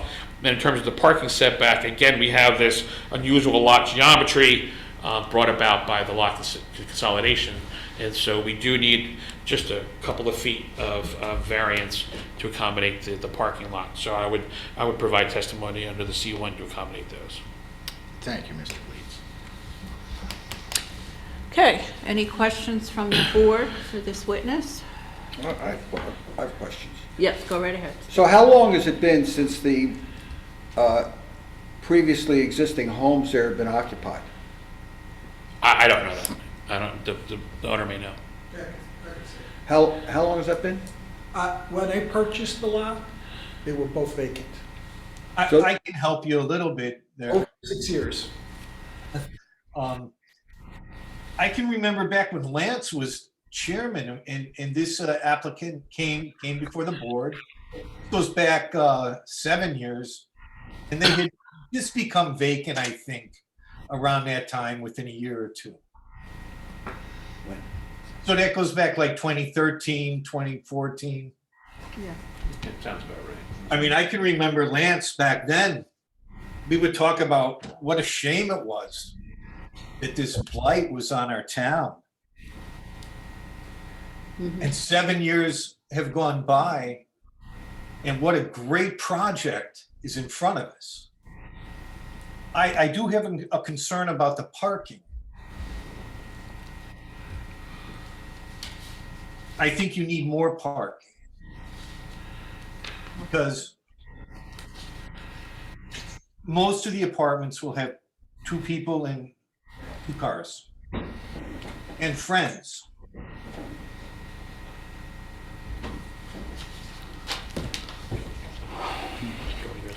And I also have a planning question. I'll Go ahead, address them. Sure. I think these apartments are designed, and again, the architect can also join us again, but I think the units are designed to be for, some will be single, some may be double occupancy, but we're relying on those residential site improvement standards, statewide requirements for parking provision for these types of units. So we meet the ordinance requirements, the recess requirements, and there's still 3 additional parking spaces on site to accommodate those visitors. So I think the assumption of both the State Department of Community Affairs, your local ordinance, and the developer himself are that you'll have a mix of 1 or 2 car owners and still have enough to provide a couple of visitors on site. And adding an additional area of parking would also increase the lot coverage and increase the deviation. And the parking setbacks and the geometry of the site really doesn't support that. I will tell you, it would help you rent the apartments. I'm sorry, Mr. You may want to consider talking to the neighbors who are parking in the evenings, the church, or directly behind. I believe we have promoted that in the past, Jess, where you have Kiku's backing up, correct? Well, certainly we'll encourage the applicant. They want to reach out and try to find additional parking for evening hours. Steve, Because we want your tenants to bring lots of people to Pluckerman, more people. Great. Steve, I think you had other questions? Yeah. Yes, go right ahead. If this is approved as an apartment building in this zone, that could be a factor for a later applicant, that apartment buildings have already been permitted in this zone, right? I'm going to give you two answers. I'll let my attorney speak first because I'm smart. Well, I don't think, and I mean, certainly Mr. Collins can advise the board, but I don't think each application is decided on the facts of that particular property. It doesn't set any kind of precedence toward allowing another lot to say, well, he did it, so I can. It just doesn't, the way the law works, it just doesn't work. My experience is the next planner is going to come in and say, well, there's already one apartment building here, we can put another one in.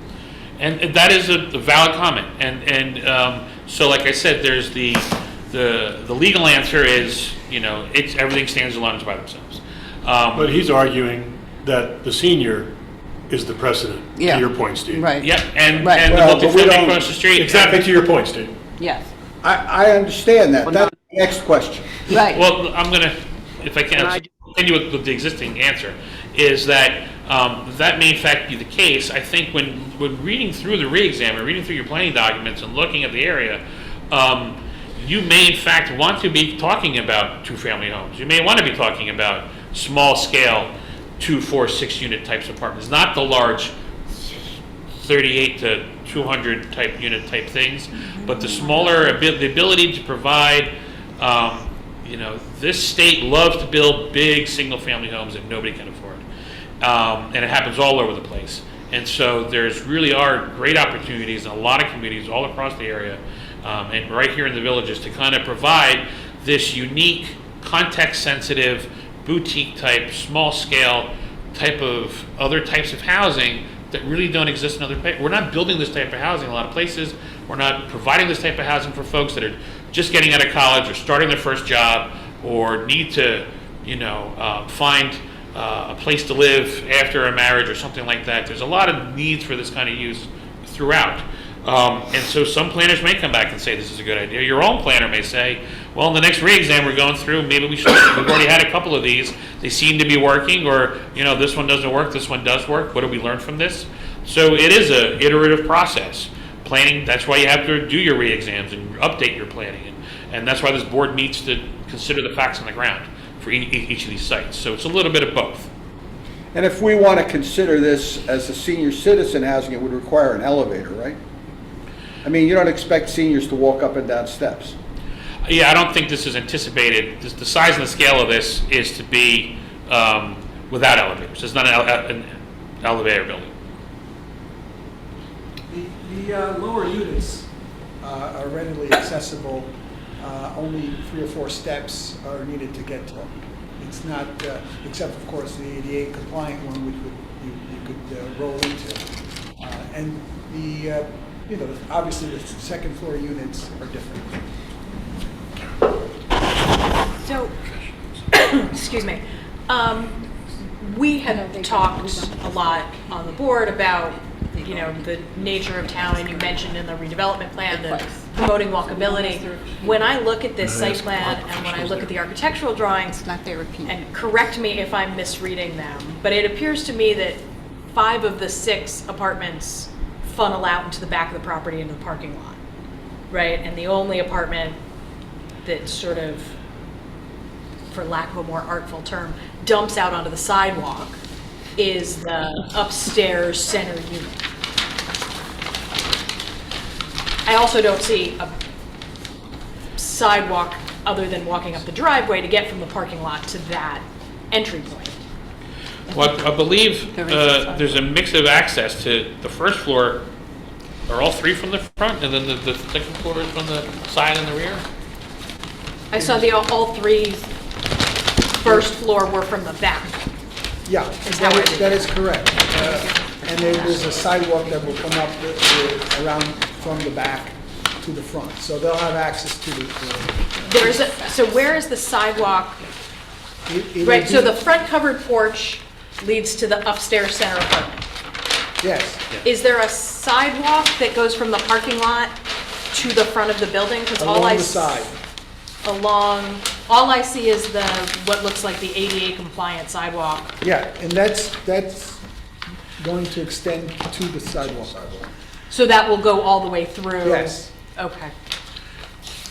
And, all the residents, whether they walk out their front door or out their rear door, will have access, to the street, it's, but they won't have to drive into town. They'll be in town.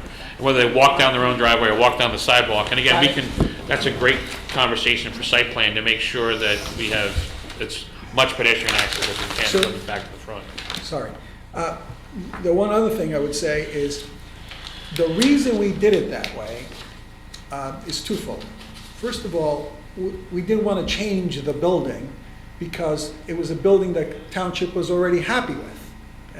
It went through the historical committee, and it went through the land use board, and it was approved as a structure. And so I wanted to give the Township the same building they were happy with when I first brought in the project. And so the second thing is, how do you accommodate individual entrances and exits to these apartments that also deals with the parking situation in the rear? And so I said, well, if you put 6 doors along the front facing the sidewalk, facing the street, the Township's not going to be happy, and my residents are not going to be happy because they're not going to be able to get to their cars when they need them.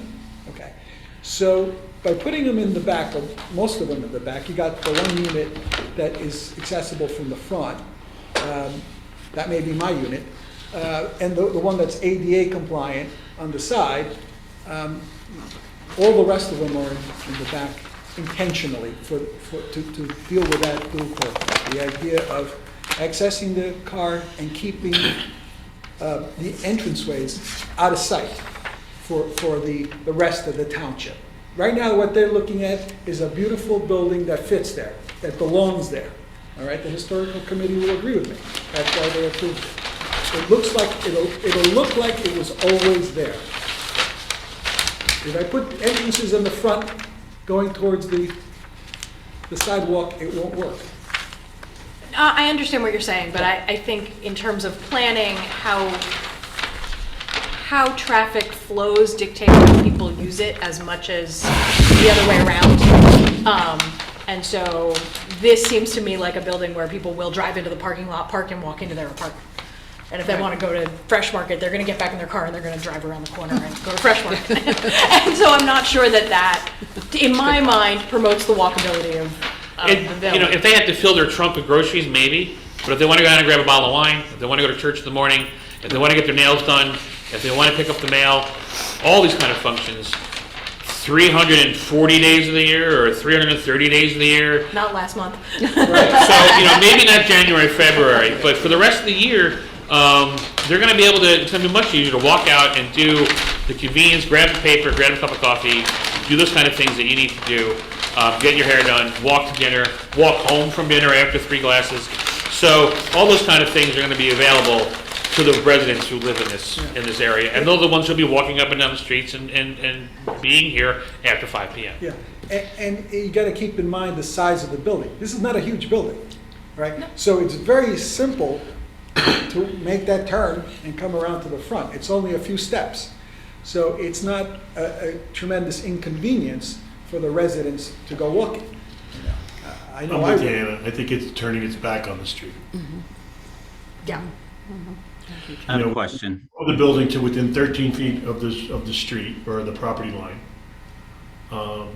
which would otherwise be an opportunity to access the sidewalk.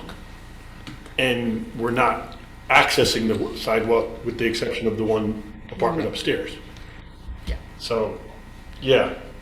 Otherwise the property could be pushed back. Well, and I think there are different. The building is pretty. Don't Yeah, the architecture is nice. don't mistake my comment. But I think the things that we look for in an office building are different than the things we would look for in a residential building. And Rich put it succinctly, I feel like the building turned its back on the street. Well, I think It's there's, facing the back of the there's property. a couple of points to be made here, is that some of these are really excellent points to be brought up at site plan, that we can address. Part of the design was to still keep in the designs, the design aesthetic of the streetscape has been the single front porch, and not 3 front porches per unit, per building. So there's a desire to maintain that piece there. And I also think that, the additional 60 feet or 50 feet you'd have to walk from your rear entrance to the front sidewalk is not like having to walk 300 feet across an apartment complex to get to a sidewalk. It's really a pretty short walk to get to where you need to be. So I think if there's a balance, I think we've heard the comment, I think there's a balance of issues of trying to maintain what the existing streetscape looks like versus what the new building will be. And the convenience of the tenants to access their vehicles in the morning and everything else. So I think we can, it's a good point, and it's something we can consider, but I really think it's still having, 6 units right here, 13 feet from the sidewalk, even if you have to walk around the building, still promotes walkability and promotes having folks in the village. I have a question. Yes, Tim, go ahead. Okay, I'm just going to focus on the D1 use variance, not the site plan or the building looks fine. And I appreciate, now tell me where I'm wrong, because I don't want this turned into a comment. I'm just going to tell you my feelings and maybe you can direct me.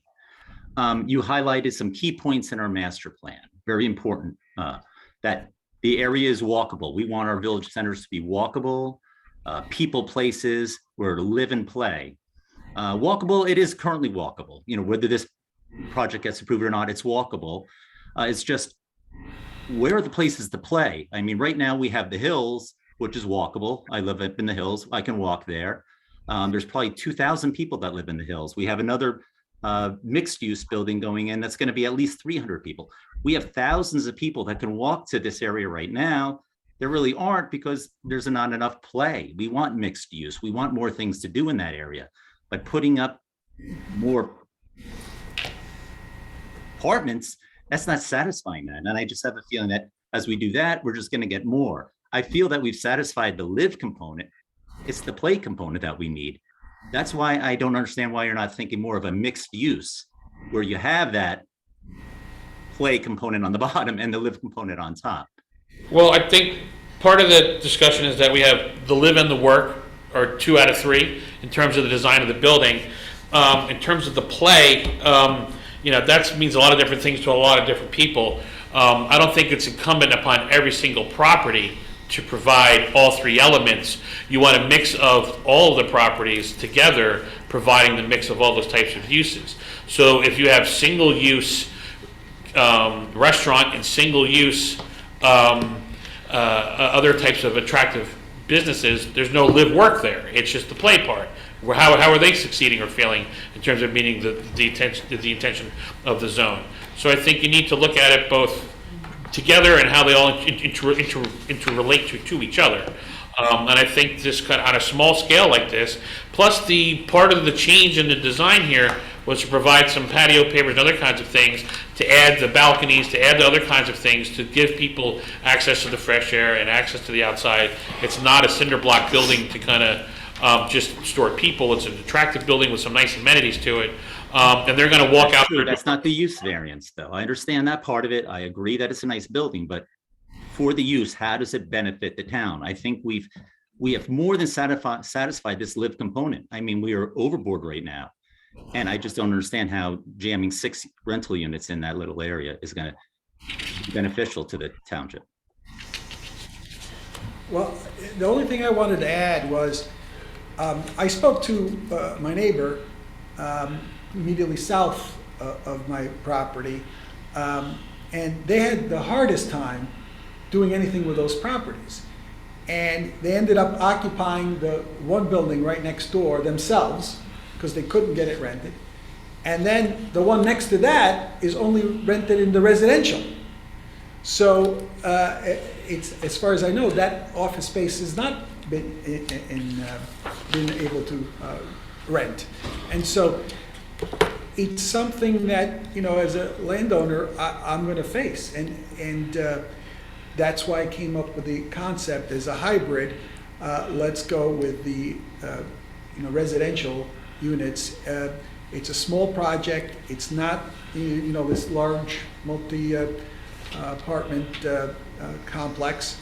And it's very close to the center of town. It's perfect to have the, more of the mix in the mix. How is it a hybrid? A hybrid from some of the other uses. In other words, it's a building that is small units, residential, and you have some of the other buildings around it as office.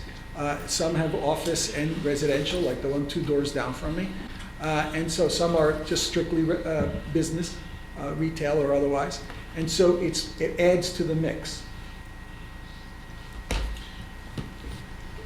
Tim, are you done? Because I have a couple of questions. Yeah, thanks. To follow up on one of yours, though, you said 2 out of 3. Which 2 out of 3? The live and the work. And how does the work? And how does the work play in here? Because people are going to stay in their pajamas and work on the computer. I think that's part of what we talked about. It was the idea that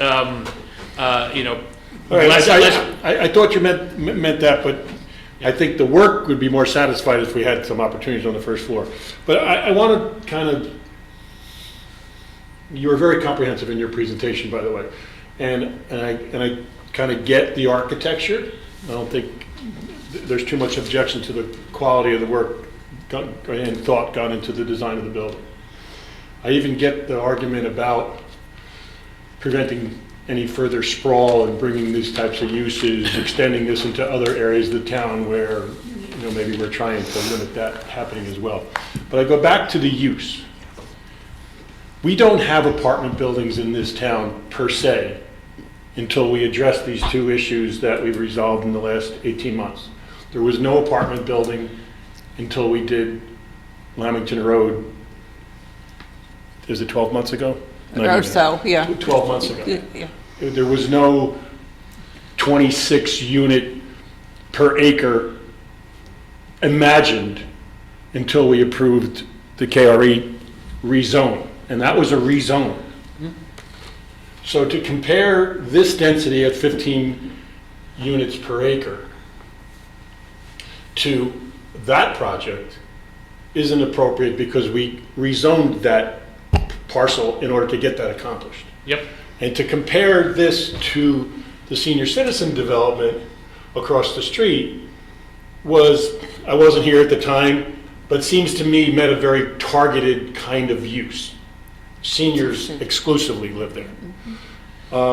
So I'm struggling with the use as apartments when, again, the only reason why we did the apartments when we did them was as a result of a rezoning and our need to address the fair housing objectives and requirements that we had. So I'm struggling with the use.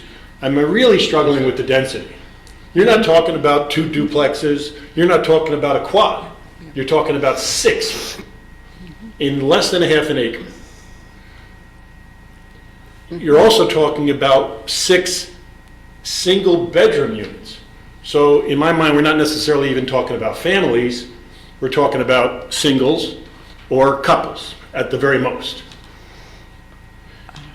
And I don't necessarily think apartment units that aren't serving families, and I'm not necessarily encouraging that we put a whole lot of stress on services in the schools and all that kind of thing, but I think there's a different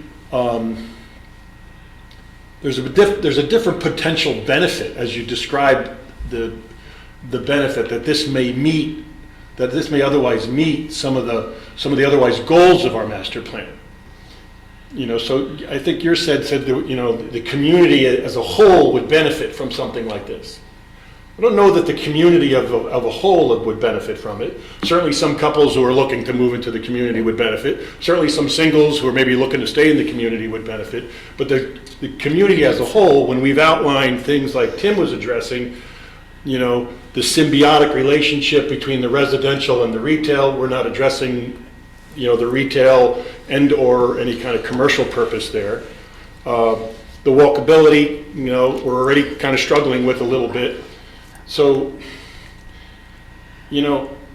I just don't see it at the scale. And again, if you came back to us with a quad solution that was only, 10 per acre, maybe that's a little bit, then I can get over, maybe I can get over my issues with the density, and I can get over my issue, and if the units were a little bit bigger, maybe a 2-bedroom that could accommodate a young family for a little while they're getting started. Again, that may have some benefit to more than a very small sector of the demography that needs a 1-bedroom. So I got some issues with the application for those reasons, and I'm not sure how you get over them. Was there a question? Do you want me to address that, or? I take any one of the issues and expand on how the use works and how it benefits the rest of the population in the state, in the town, and talk about how the density, if you take away those two scenarios, tell me how 15 per acre fits in that community. All right, so from the use standpoint, there's two ways of thinking about use.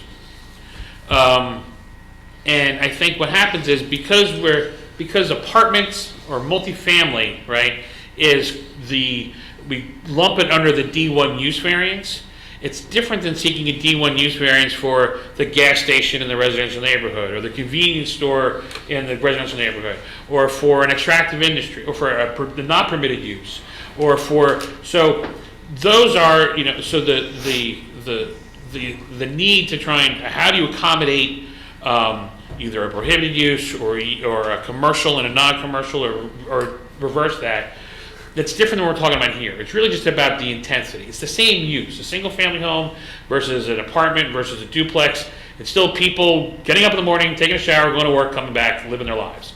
And so they have the same kind of impacts. They drive their car, they come home, they celebrate on Thanksgiving, they take weeks off in the summer, they do all those kinds of things that contribute to, and they're the same, at different points in our lives. Most of us have lived in different scenarios, from dorms to apartments to quads to single family homes to mother-in-laws moving back in, everything else under the sun. So we all go through that, and we have different needs throughout our life, and the community has different needs for the folks within here. So I think when we talk about use, we're really talking about it's really the intensity, not the type of the use, but the intensity of the use. And then in terms of meeting the community need, what does the community get out of it? There's a real balance between trying to, I think I've addressed, I have to address one of them, and we've addressed a number of them in terms of what this proposal can do, both from the state's, municipal land use law perspective, and from your local, drilled down master plan, overall master plan, and the master plan, and the discussion about the importance of the zone itself. And so I think the people that are living or looking to rent, the people that can't afford their home, the folks that are just getting out of school, the folks that are teachers and everything else, all those folks are all part of our community, and they all live in this community, and they would benefit. Parents hoping their kids can come live locally and have these type of units available to them, benefit from this type of unit. Folks who are done maintaining their 3-acre lot and but don't want to move away from all their friends, benefit from this type of this type of unit. And the folks that there's a lot of reasons why people need to change their housing, and this is an affordable. And I'm sorry to interrupt you, but the arguments that you're making are the same arguments that were made on behalf of those other two applications that we've approved in the last 18 months. So the difference about this one, what I'm focused on here, because we, as a board, got past some of these issues in order to get those other two projects approved. And I'm not trying to discriminate necessarily, but here we have a walkable portion of town, the uniquely walkable portion of town, Pluckerman, right? With shops and residents above and all that kind of stuff. Now you're slamming in residential exclusively at a density that is not, in my mind, compatible with that portion of town. So my argument would be that those 6 units in this type of a building with this type of layout is different than the larger apartment units on the periphery you had to approve as part of your, compliance and those types of things. This is something that is different scale, different, 15 units per acre, but we're only going to have it, so it's really 6 units. Now, could 4 work, could 6 work? I didn't review my client's, pro formas on that. I wasn't next to him when he went to the bank to talk about this. So I can't answer those specific about what would and wouldn't work. But I think, anything in this realm of single digits in a site, in a building that matches your design, that matches this thing, that is walkable, that the folks that are moving into those much larger apartment buildings aren't going to be able to walk out their front doors to get the Sunday paper, to get something to eat. Their Saturdays and Sundays, anything they want to do, are going to have to be starting with their automobile. A lot of the folks that live in this building won't have to do that for a lot of things they want to accomplish. And additionally, I have, my family of 4 is in 1,400 square feet. So 2 people in 700 square feet is not cramped, I don't believe. I think 700 to 750 is a decent size. You look at the floor plans, you have a big open floor plans, the type of units people like. And so I think in terms of scale and density, we're not talking about a large home on 3 acres. We're talking about accommodating a building like this that fits into the context of the village, and a pretty decent sized apartment. And one of them being deed restricted for 30 years as an affordable rental. So I think it is different. This is something that, it's not a builder's remedy forcing themselves on a big piece of land to get something done.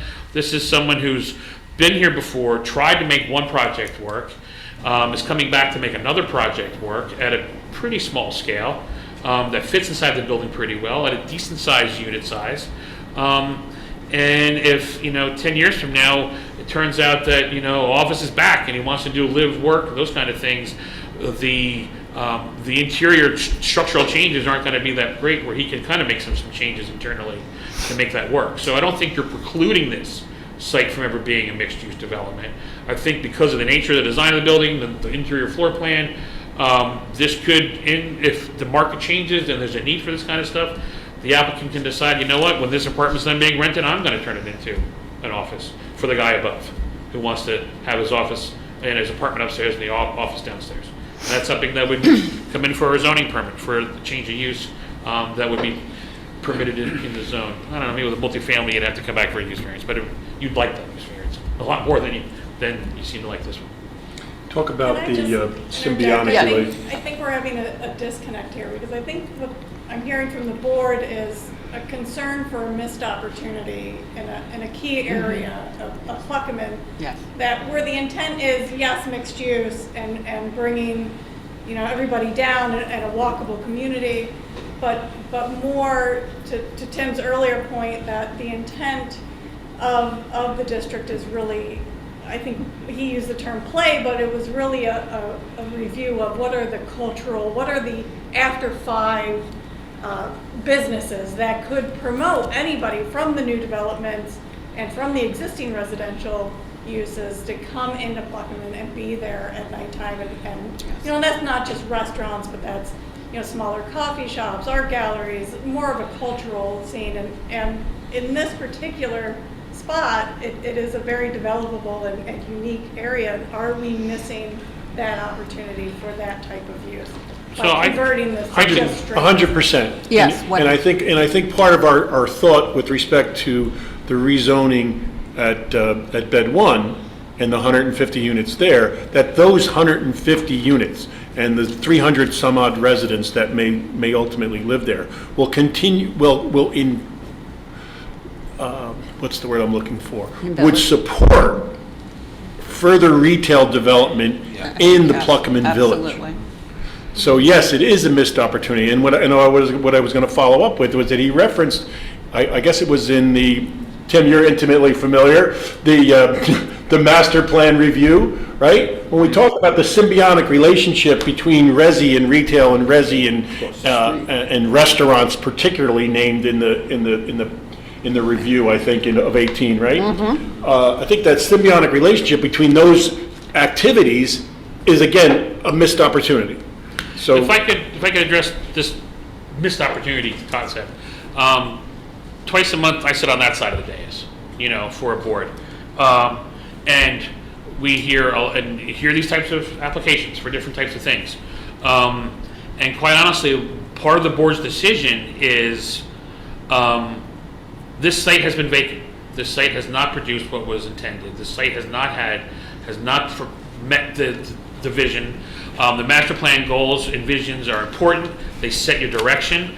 But part of this board's duties and responsibilities are to act as the relief valve for when certain properties haven't moved forward, that you have a proposal before you.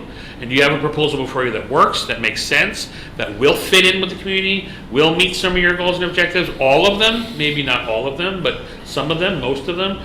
Per the case law, we gotta be one of them. But I think we do more than that with this proposal before you. And sometimes the board has to decide, do you want to keep waiting for the perfection at the expense of the practical that's before you now? And that's an important consideration to make. And I don't think we're looking at something that is inappropriate or offensive to the zoning at all. I think it may not be the exact mix. And when you talk about mixed use, everyone thinks about, mixed use buildings and they have to have everything in the same building. But, if I can walk next door and get, if I can within 3 lots have 3 different types of uses, that's still a mixed use community, still a mixed use area. But each individual lot is filling a part of that piece. So it may be easier in terms of the marketplace and in terms of, current lending practice to be able to have a single use but have it fit into the context of the other uses around you. So I think that's part of the discussion the board has to have. And of course, you go through these planning practices. I help towns go through these planning practices to what would be the perfect opportunity for us. But that doesn't always avail ourselves. And sometimes the market forces do not line up with what is practically before us. And that's why we have to look at our re-exams every, I liked when it was every 6 years. Now it's every 10 years. You have to keep looking at things. But as you know, the market moves quicker than the master planning does. All right, I'm going to ask the board again, any questions for this witness? Seeing none, any new people from public? No, okay. Madam Chairman, I think Yeah. at this point, you could actually open to the public for questions or testimony. I don't think anybody's listening, but you can check. Yeah, I just asked that, Tom, I did. Well, but testimony as well. What would you make a big point Okay. about testimony? For comments and/or questions. I just had a comment to add. Janine, there is no one there. There is no one there, Tom. Thank you, Madam Chair. Okay. Yes, go ahead. So I just wanted to address your concerns. Couple of things. One is, I haven't been sitting on this property willingly. I've tried to do something with it. And if I could have put in, a restaurant or an office or something, I would have. It didn't work. And that's why I'm back here, because I'm trying to make something work. I'm bleeding. Okay, so I'm trying to get something to work. And you Believe me, I'm yourself... very sensitive to the thought of blight. I'm very sensitive to your issues as the owner and trying to make this into something that is a gainful endeavor. Understood. Goes without saying, sir. Yeah, and you yourself said how difficult it has been for that sector of the market. And so that's why I'm here. In terms of the density, sure, the planners will look at density units, dwelling units per acre. The thing is, in a building this size, with such few units, the difference in number of people living in those dwellings can change dramatically if you have 4 units that are larger as opposed to 6 smaller units. I may have 6 individuals living in those 6 units. Maybe I'll have a couple in a couple of them.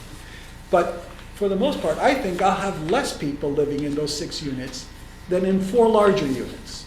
So while the 4 units may be a lower density in terms of dwelling units per acre, I might have more people in there.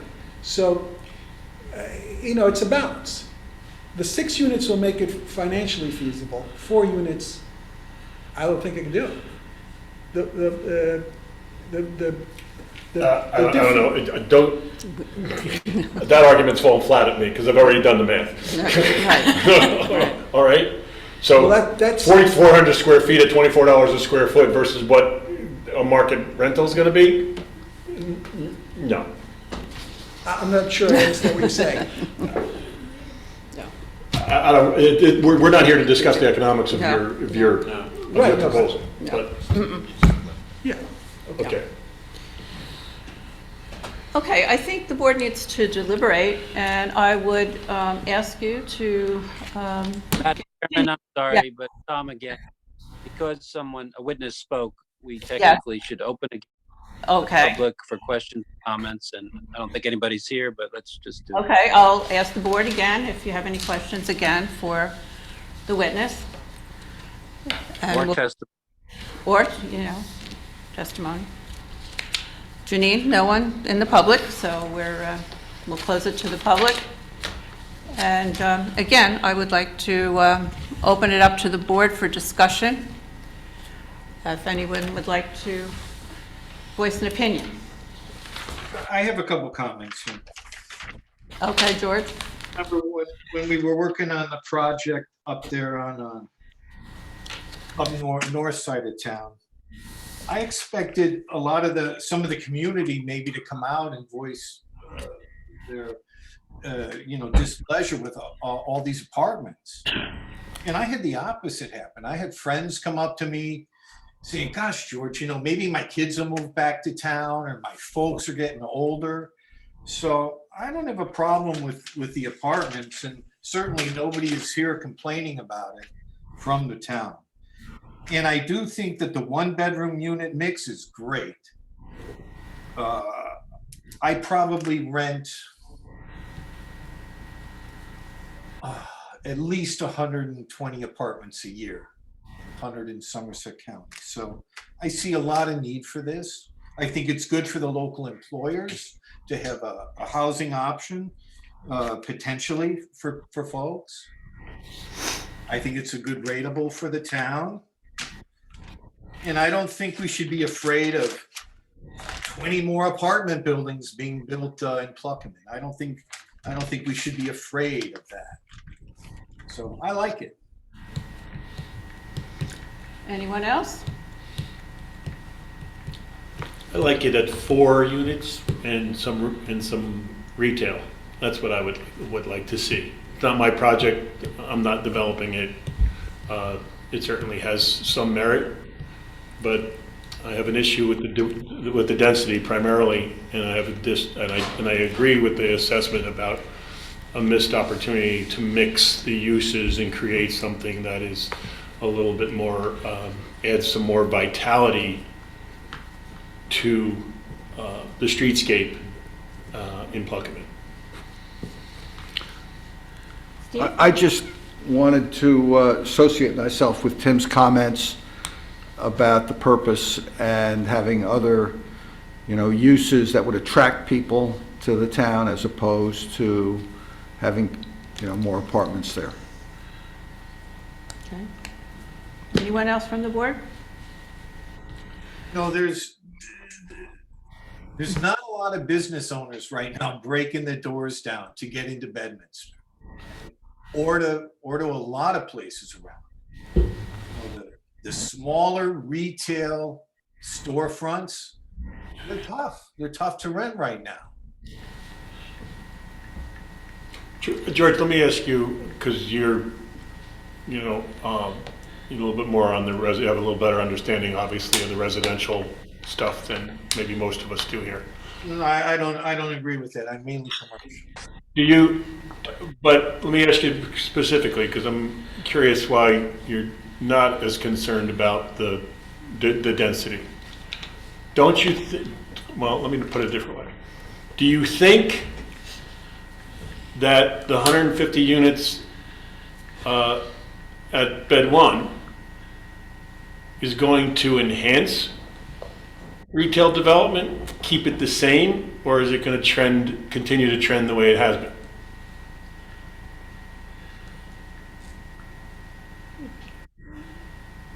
But if there's more people, maybe more retail would come. I don't know. I mean, you have to wait and see. I don't know. What, I have a crystal ball? Well, my sense is that that amount of density in such close proximity to Pluckerman Village is going to enhance the retail opportunities in Pluckerman Village. That's my thought. Well, look, they bought the Burger King, right? And what are they doing with it? Holding it for whatever? It's held for speculation. It's a church. It's a church. Come on, George. It's a church, George. No, I'm just saying. You know, look, and you also have the thing we just approved, a Fresh Market. You know, maybe we should have required an apartment there on top. I mean, if you're so concerned about the retail on the bottom, you know, let's get some apartments on top then. Or why don't you boost it up a floor? You know, if you really want what Frank wants, you know, that's what they talk about. The street level retail. But you know, Rich, what I'm seeing is in the owner here, he's gone through it for 7 years. If somebody wanted to come, some entrepreneur had the wonderful idea, oh, art museum right here. Well, I mean, they had the opportunity, okay? But you can't just keep squeezing and ringing. The people didn't come. So now, okay, we got 150 units over there. So you think they're gonna break down the doors now? Well, hopefully they will, and he can convert it back if he wants. For me, for the time being, I'm not afraid of it. I do feel that there is an overuse here. I think that 6 units is a little high. We have the mixed use, you know, highest and best use. Well, I think that was zoned properly, and it is the best use for that property. The town is trying to promote commercial, and we do That miss. will be a commercial property. We do miss an opportunity. It's my turn, George. We are missing an opportunity, I think, here to promote the commercial, which is what we're trying to do in town. We have just approved close to 190 units of apartments that are going to bring the people in, and we need to balance it with commercial property. So my feeling is that we should maintain the mixed use. That's how I feel. So unless anybody else has anything else to say, Now, and one more thing I would add too is if this does go through, if there's a way, you know, when the site plan review does come to us, to try and marry it a little bit better with the sidewalk and not have the building facing away, I think that would be a benefit as well. Tom?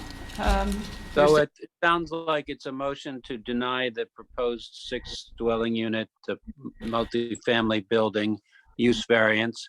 And so I'll craft a motion that way and see if the majority votes that way. You need 5 affirmative votes to carry an approval, but I don't hear it in the discussion. So for now, it's a motion to deny 6 dwelling unit to multifamily building proposal use variance. Motion. I'll make the motion. I'll second. Motion by, second by Tim, I think, Yes. Tim? Mm-hmm. and Janina, roll call, please. Yay to deny, right? Correct. You're correct. Mr. Rodeo. Nay. Mr. Leonard. Aye. Ms. Urbana. Aye. Mr. Walter. Aye. Mr. First. Aye. Chairwoman Gotcha. Aye. Okay, the use variance is denied. Thank you, everybody. Hey, Tom, can I ask a question? Is it appropriate for an applicant, if they want to meet with the planning board or the land use board prior to submitting something, to get our feel or our recommendations? Not Or is for that a- not something that we will do? For a variance, that is not appropriate. Really, any variance that is not appropriate. Okay, It is appropriate, it is possible for a request, not all okay. subject to the standard for variance. All right. Applicants can meet with our professionals though at any time, right? Yes, with the professionals, but not with the board on a use variance or a C variance. Zoning. Because I want to help these applicants, but, it'd be good to know. That either. No, I mean, there's something to discuss. Okay, so unless, I'll open it up to the board if you have anything else you would like to discuss. If not, we need a motion to adjourn. So moved. Second. Okay, Good night, guys. good night. Everybody. Take care.